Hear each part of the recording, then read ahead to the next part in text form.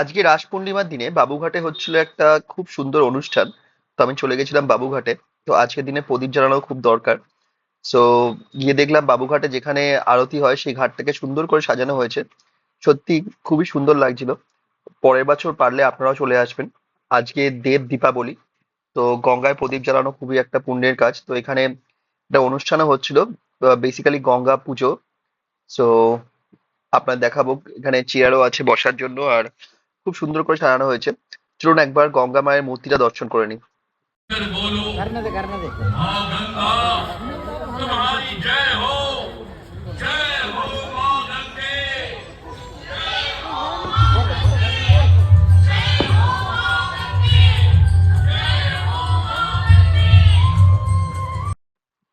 এখানে আবির দিয়ে আলপনা করা হয়েছে, আর তার মধ্যে লাগানো হয়েছে লাইট, যেটা দেখতে খুবই সুন্দর লাগছে। আর গঙ্গাটাও খুবই অপরূপ লাগছে এই লাইটের মধ্যে। আর দেখুন এখানে নৌকা দিয়েও সাজানো হয়েছে লাইট দিয়ে। সো খুবই সুন্দর একটা দিন। আপনারাও চলে আসবেন পরের বছর।